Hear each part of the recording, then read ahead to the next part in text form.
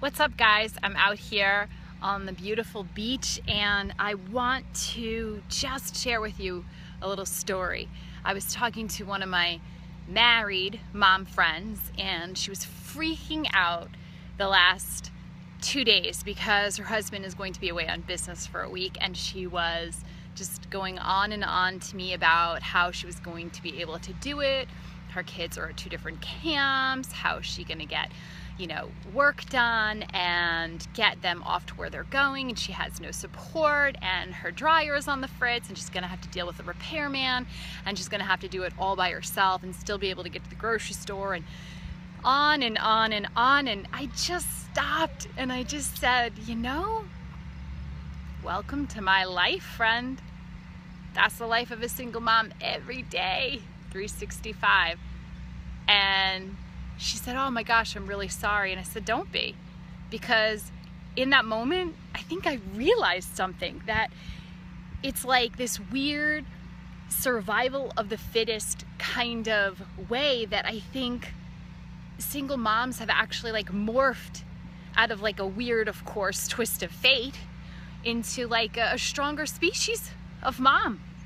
So I just wanted to share, if I can, 6 tips that I've learned, because one thing I made a promise to myself I would never ever do, and I hope you guys are listening. You can comment in if you agree.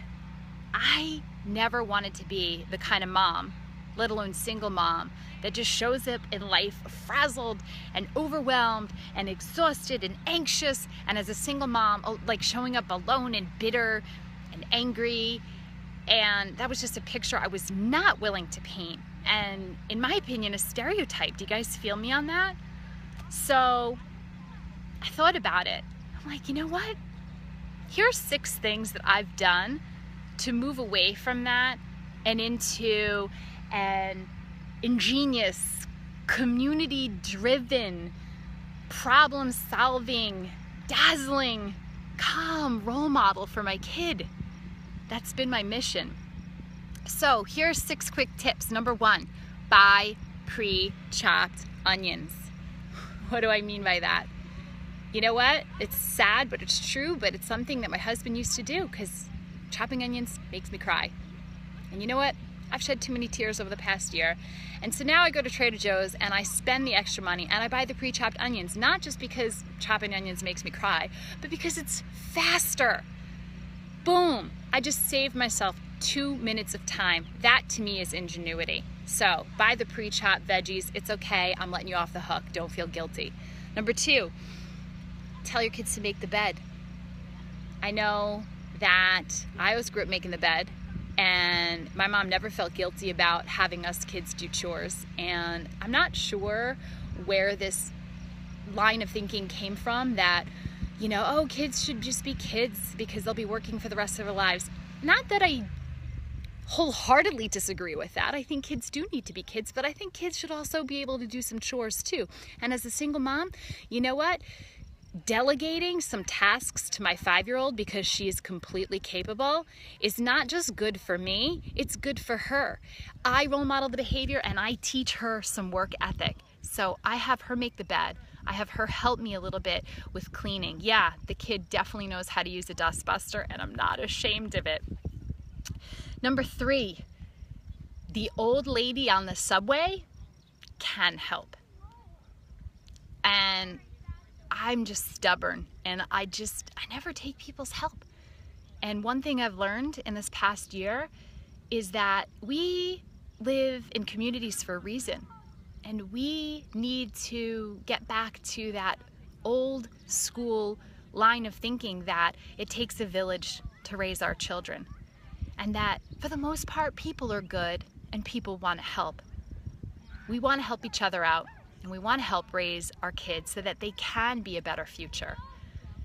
And it dawned on me, because it's no easy task, and I'm sure you can attest, even as a coupled mom, to carry 5 bags, a stroller, and a toddler in a New York City subway. It's not pretty. And so when the little old lady asks to help you with your bag to get off the subway, take it. Trust that she is just looking out for you and your kid. That is something that has helped me be more community driven. And now that I'm a single mom, I'm so much more involved in my community because I'm glad to help and I'm glad to ask for help. Last couple of tips, I hope you're staying with me. Get it at 8 a.m. or get it online. And frankly, that's just minutes to me that I save that I can put back in the funnel. To me, that's just being a good problem solver. Anything that I can buy online, I buy online because that just saves me a trip. And if I have to hit Trader Joe's, I get there when the bell rings.